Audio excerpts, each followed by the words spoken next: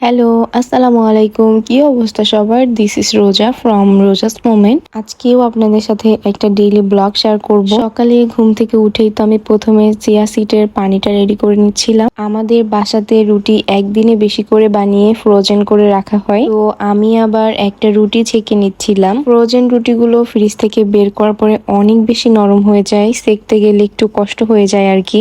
এই তো সকালে নাস্তাটা আমি রেডি করে নেই।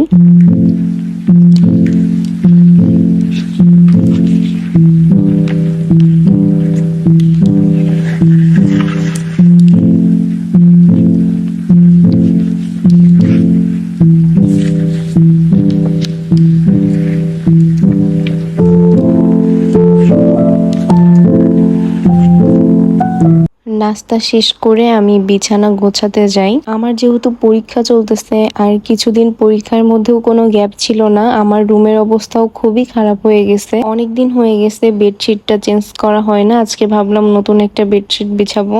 এই চাদরটা আমি যখন কক্সবাজার গেছিলাম তখন নিয়ে আসছিলাম। কক্সবাজার থেকে প্রায় 4টা চাদর নিয়ে আসা হয়েছিল। কক্সবাজারে অনেক সুন্দর সুন্দর বিছানার চাদর পাওয়া যায়।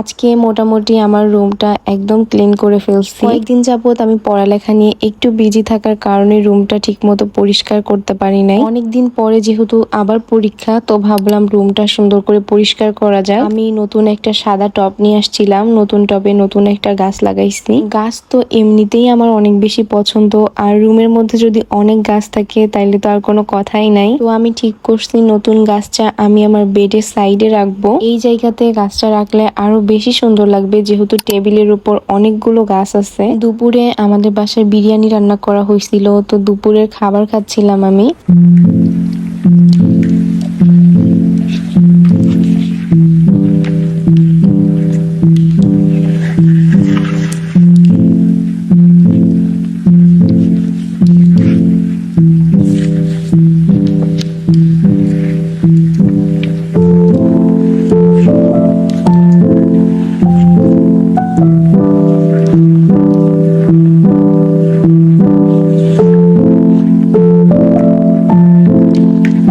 খাওয়া দাওয়া শেষ করার পরেই একটা পার্সেল আসছিল, সেটা একটু আনবক্সিং করে দেখতেছিলাম। আসলে পার্সেলটা আমার বোনের আপি আমাকে রিসিভ করতে বলছিল। এটার মধ্যে হচ্ছে সব মেকআপ আইটেম ছিল, ফাউন্ডেশন, লুজ পাউডার, প্রাইমার, এগুলো।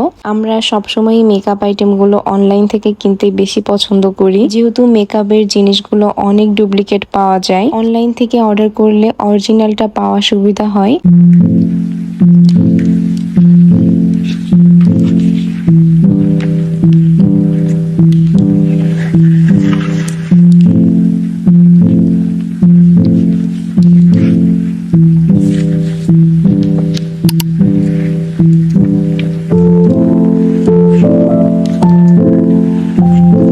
সন্ধ্যার দিকে আমরা একটু বাইরে গেছিলাম চটপটি খাওয়ার জন্য, এই জন্যই আমি আর আপি রেডি হয়েছিলাম। তো আমরা যেখান থেকে খাইতে চাইছিলাম সেই দোকানটা আজকে ছিল না। একটা দোকানে এই ক্লিপগুলো দেখতে পেলাম, অনেক বেশি সুন্দর ছিল। আমরা অনেকগুলো চকলেট কিনে নিয়ে বাসায় চলে আসি। যখন অনেক বেশি ছোট ছিলাম ভাইয়া সবসময় এই চকলেটগুলো কিনে দিত, আর এখন তো এই ধরনের চকলেট দেখাই যায় না। অনেকদিন পরে চকলেটগুলো দেখে আমরা সব ধরনের চকলেটই নিছিলাম। তারপরে আমি সবার জন্য একটু চা বানাচ্ছিলাম।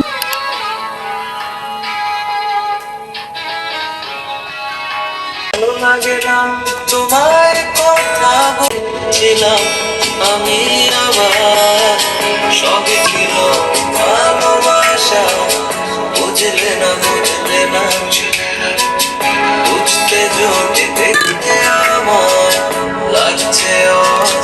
তারপরের দিন আমরা বাসায় ফুচকা বানাইছিলাম, এত বেশি মজা হয়েছিল, দেখেই হয়তো বোঝা যাচ্ছে ফুচকাটা খেতে কত বেশি মজা হয়েছে। যেহেতু আবার কয়েকদিন পরেই পরীক্ষা, যে কোশ্চেন গুলো অনেক বেশি ইম্পর্টেন্ট সেগুলো মার্ক করে রাখতেছিলাম। কোশ্চেন গুলো আগে থেকে মার্ক করে রাখলে আমার পড়াটা অনেক বেশি ইজি হয়ে যায়। পরীক্ষা তো মোটামুটি শেষের পথে, তার জন্য আমি একটু বেশি খুশিও। কিছুদিন যাবত আমার অনেক বেশি হেয়ার ফল হচ্ছে, যার কারণে একটা হেয়ার টোনার বানিয়েছিলাম। এটা একদমই ঘরোয়া জিনিস দিয়েই বানানো যায়, আমি আপনাদেরকে বলে দিচ্ছি কি কি দিছি। এটার মধ্যে আমি মেথি, চাল, এলাচ, লবঙ্গ আর কালো জিরা দিচ্ছি। সবকিছু পানির মধ্যে দিয়ে একটু ভালো করে জাল করে নিতে হবে। জাল করা হয়ে গেলে এটা ঠান্ডা করে ছেঁকে একটা স্প্রে বোতলে ঢেলে নিতে হবে। ফ্রিজে রেখে এটা 7 দিনের মতো সংরক্ষণ করা যাবে। চুলের পাশাপাশি এটা আপনারা মুখেও অ্যাপ্লাই করতে পারেন। বিশেষ করে হেয়ার টোনারটা চুলে অনেক বেশি কাজ করে, আমি নিজেও এটা ইউজ করি। আপনারা কেউ চাইলে ট্রাই করে দেখতে পারেন। আজকের মতো ভিডিওটা এই পর্যন্তই। সবাই ভালো থাকবেন। Thanks for watching. Bye bye.